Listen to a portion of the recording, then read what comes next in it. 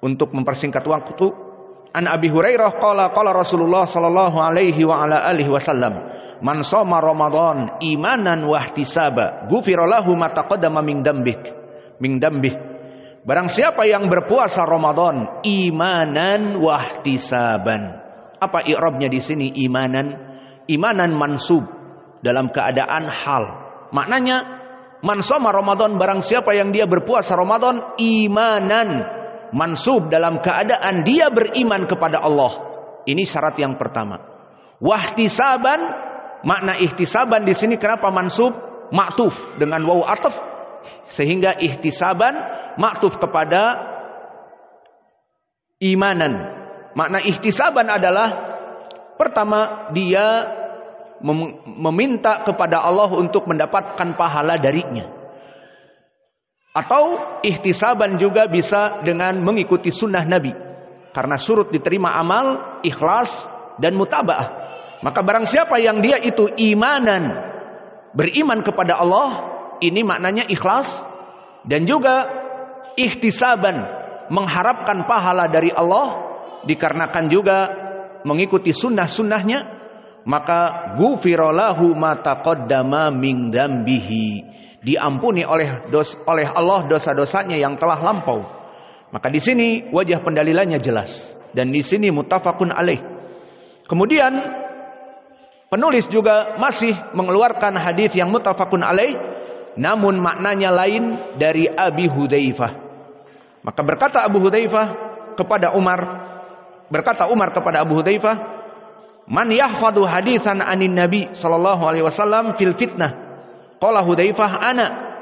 Maka kata Umar, barang siapa di antara kalian yang menghafal hadis tentang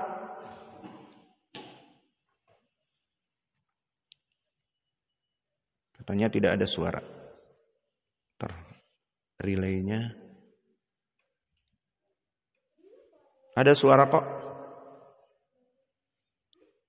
Mungkin tadi kita merelay live di YouTube, di Telegram. Maka di hadis Hudzaifah disebutkan, kata Umar, siapa yang menghafal hadis tentang fitnah? Kata Hudzaifah, saya. Coba sebutkan. Fitnatur rajul fi ahlihi wa malihi wa jarihi. Bahwa fitnah seseorang, maksudnya dosa seseorang, fi ahlihi, pada keluarganya, dan juga malihi, pada hartanya, dan juga jarihi, kepada tetangganya. Tukafiru has-shalah wasyam was-shadaqah. Maka dengan melaksanakan salat dan melaksanakan puasa dan memberikan sedekah, itu akan dihapus. Ini makna dari hadis ini, sehingga dimasukkan oleh penulis karena maknanya berbeda dengan hadis Abi Hurairah, man shoma Ramadan imanan wa ihtisaba ghufira lahu ma taqaddama min dzambi. Di sini lafadznya lain. Barang siapa seseorang yang mempunyai dosa, fitnatur rajul fi ahlihi, maknanya dosa seseorang kepada keluarganya, dia ada sesuatu dengan keluarganya, dengan istrinya, saling mengumpat misalnya, ataupun dengan hartanya, di mana dia masuk kepada perkara yang haram dari hartanya, meskipun tidak semuanya, sebagian sedikit, ada beberapa tender yang dia korupsi misalnya, ataupun disebutkan di sini kepada tetangganya, dia ribut dengan tetangganya, saling mencela. Nah, itu semuanya bisa dihapuskan dengan salat dan siam dan sedekah. Maka ini wajah pendalilannya. Dan begitupun penulis beristidlal di hadis yang ketiga diriwayatkan oleh Imam Muslim langsung dari sahabat an Abi Hurairah, berkata Rasulullah sallallahu alaihi wa ala alihi wasallam, kana yaqul as-salawatul khams wal jum'ah ilal jum'ah wa ramadan ila ramadan mukaffirat lima bainahun idza junibal kabair. Maka di dalam hadis ini ada faedah yang agung. Mungkin kita berikan sekarang dengan sistem pertanyaan, apakah yang diampun dosanya semua dosa, atau khusus dosa yang kecil, atau juga dosa yang besar? Silahkan dijawab. Seluruh dosa. For example, seorang pelacur, dia masuk kepadanya bulan Ramadan, maka Tentunya dia tidak mempraktekkan pelacuran di siang hari. Iya, tidak boleh kan? Puasa. Nah, dia berpuasa. Namun di malam hari mempraktekkan menjadi kupu-kupu malam, bermetamorfosis di malam hari jadi kupu-kupu malam. Maka dia berharap dengan menjadinya kupu-kupu malam ini diampuni karena dia berpuasa. Iya apa tidak? Di hadis Abi Hurairah, man shoma Ramadan imanan wa ihtisaban ghufira lahu ma taqaddama min dzambi. Saya berpuasa, beriman, saya iman kepada Allah dan niat saya ikhlas puasa dan ihtisaban mengharap pahala kepada Allah. Maka apakah diampuni perzinaannya di siang hari? Silakan dijawab. Dan begitupun orang yang bekerja di bank, dia bankir. Maka di dalam puasa-puasa Ramadan ini dia berpuasa. Namun dia menaikkan kontrak si fulan menjadi nasabah meminjam uang 100 juta dan akadnya selesai dan dia akan disembelih dari belakang setiap bulan membayar 5 juta. Terus sampai 15 tahun misalnya. Nah, disembelih dari belakang, digorok dari belakang. Dan begitupun dia juga menaikkan dari orang-orang yang kena penalti. Kalau penalti seperti di titik penalti kemudian dilemparkan bola ke gawang itu mudah. Ini penalti dalam permasalahan riba. Maka seseorang tidak mampu membayar, akhirnya diambillah hartanya. Mana surat tanah? Akhirnya tidak punya tanah. Mana mobil Pajero-nya? Akhirnya mobil Pajero-nya dibawa oleh pihak bank. Maka kesimpulannya, dia menaikkan kontrak tersebut, pendoliman dan tersebut di bulan Ramadan, di siang Ramadan, dan dia puasa. Nah, apakah diampuni dosa-dosanya? Ini yang jadi permasalahan.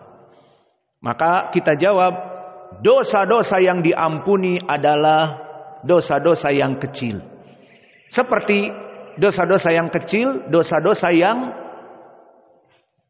di mana dia itu tidak butuh untuk taubatan nasuha. Adapun dosa-dosa yang besar seperti berzina, memakan riba, membunuh kaum muslimin, mencuri dan seterusnya, maka di sini butuh kepada taubah. Sehingga jawabannya kepada kita tadi pelacur yang mana dia melaksanakan dosa-dosa di malam hari, dan juga para bankir yang membuat kontrak dengan nasabah masuk kepada dosa besar. Apakah dengan puasanya dia itu yukafiru akan membuat dia suci dari debu, diampuni dosa-dosanya? Jawabannya tidak. Mana dalilnya? Hadis ini di hadis yang ketiga yang ada di dalam matan. Disebutkan as-salawatul khams wal jum'ah ilal jum'ah wa ramadan ila ramadan mukaffirat lima bainahun idajtunibal kabair. Maknanya bahwa puasa Ramadan dan salat 5 waktu dan salat Jumat ini menghapus dosa-dosa direct dengan langsung di saat dosa-dosa kecil. Adapun permasalahan dosa dibagi menjadi 2, besar dan kecil, ini terdapat di dalam syariah. Dan para ulama pun menyebutkannya, bahkan Imam An-Nawawi mempunyai kitab Al-Kabair, dan para ulama menyebutkan seperti ini dengan dalil Al-Quran dan Sunnah. Maka zina masuk dosa besar, dan makan dari orang-orang yang diambil ribanya juga memakan riba haram, dosa besar dan yang lainnya. Maka di sini yang diampuni dosa-dosa kecil. Maka dosa-dosa kecil direct dia diampuni, meskipun dohirnya tanpa taubatan nasuha. Namun seperti zina tadi, si perempuan itu terus berzina di malam hari, maka apakah diampuni? Tidak, karena dia dosa besar yang butuh kepada taubah. Harus dia taubatan nasuha. Dan syarat taubah ma'ruf, dia menyesal dan ikhla, melepaskan dirinya dari perbuatan dosa tersebut dan tidak mengulangnya lagi. Maka di sini ini yang diinginkan dengan taubatan nasuha. Maka inilah jawabannya. Maka hadis ini faedahnya, dosa-dosa yang diampuni dosa yang kecil. Maka hadis ini dinamakan dengan khos alal am, dan yuqayyid al-mutlaq. Maka mana hadis yang mutlak dan yang bersifat umum? Hadis Abi Hurairah, man shoma Ramadan imanan wa ihtisaban ghufira lahu ma taqaddama min dambi. Siapa yang berpuasa imanan dan ihtisaban, diampuni dosa-dosanya secara umum. Di sini dosa besar, dosa kecil masuk, dan secara mutlak. Namun ditakyid dengan hadis Abi Hurairah yang diriwayatkan oleh Imam Muslim, hanya dosa-dosa kecil saja. Maka gambarannya tadi, bagaimana seorang bankir yang berpuasa, apakah diampuni dosa-dosanya? Dosa dia menekan dari transaksi riba itu diampuni, ataupun para kupu-kupu malam di malamnya diampuni oleh Allah karena berpuasa di siang hari? Maka jawabnya never ever. Tidak ada pengampunan kecuali dengan taubah. Yang diampuni dosa-dosa kecilnya. Jika dia mempunyai dosa kecil, maka diampuni secara direct, langsung. Dan begitupun penulis memasukkan hadis yang berikutnya dari Abi Hurairah dengan lafaz yang lain, as-salatul khams wal jum'ah ilal jum'ah kafaratun lima bainahuma man lam yugshal kabair. Di sini ada tambahan malam tugsha al kabair. Dan begitupun orang yang melaksanakan salat 5 waktu dan Jum'ah kepada Jum'ah menjadi penghapus selama dia tidak masuk kepada dosa-dosa besar. Maka yang diampuni hanya dosa-dosa kecil. Kemudian penulis di sini akan meriwayatkan sekitar 7 hadis. Yang mana 7 hadis ini maknanya sama, sehingga di sini pada kesempatan ini kita hanya menyebutkan 1 hadis saja, dan hadis ini kebanyakan dhaif, namun bisa naik dari 7 riwayat kepada sahih li ghairi. Yang mana hadis ini kita ambil yang 1 saja, dan yang lainnya maknanya sama, saling menguatkan untuk mengurangi waktu, untuk menghemat waktu. Kita ambil dari hadis yang nomor 28, hadis yang pertama dari Abi Hurairah, bahwa Nabi Muhammad sallallahu alaihi wasallam bersabda, amin, amin, amin. Nabi mengaminkan 3 kali. Faqila lahu ya Rasulullah, ma kunta tasna'u hadza? Ya Rasulullah, apa yang kamu aminkan? Kenapa kamu melaksanakan demikian? Amin, amin, amin. Maka dikatakan, qala li Jibril alaihi salam, telah datang kepadaku Jibril dan meminta aku untuk mengaminkan dari 3 perkara ini. Maka amin yang pertama apa? Rogima anfu abdin au ba'uda. Maka wahai Muhammad, rogima anf abdin au ba'uda. Sebelum kita menjelaskan apa makna dari lafaz ini adalah lafaz doa yang buruk. Indal Arab disebutkan rogima anf, maknanya wajah ini ditempelkan ke tanah, digesek-gesekkan ke tanah. Itu penghinaan yang jelas. Dan itu indal Arab kalimat rogima anf rajulin. Maka seseorang wajahnya ini dijadikan ke tanah dan digesek-gesek. Mending mungkin kalau kita yang pesek. Kalau mereka manjung, mungkin patah tulang hidungnya, digesek-gesek. Alhasil itu istilah indal Arab penghinaan yang besar. Dan termasuk dari ucapan keburukan, kecelakaan yang besar. Maka maknanya rogiba anfu rajulin. Ya Rasulullah, jadikanlah seseorang yang nanti akan diaminkan oleh kamu, aminkan. Saya akan mendoakan keburukan padanya. Apa? Rogiba anfi rajulin. Ini doa keburukan indal Arab. Maknanya orang ini dijatuhkan wajahnya, digesek-gesek ke tanah. Au ba'uda. Ma makna ba'uda di sini? Dijauhkan. Dijauhkan dari rahmat dan barakah dari Allah. Seperti pelaknatan, namun bukan laknah. Dijauhkan dari rahmat Allah. Maka 2 lafaz ini adalah doa keburukan dari Jibril. Maka disebutkan dari doa ini untuk siapa? Nah, barulah sekarang poinnya. Dakhala alaihi Ramadan falam yughfar lahu. Awas. Maknanya bagaimana? Masuk kepadanya bulan Ramadan dan tidak diampuni. Siapa yang jadi korban pertanyaan? Para ikhwah dari Bungo. Ini Pak Zain. Apa makna di sini? Dakhala alaihi Ramadan falam yughfar lahu. Dia masuk kepadanya bulan Ramadan dan tidak diampuni. Sambil minum.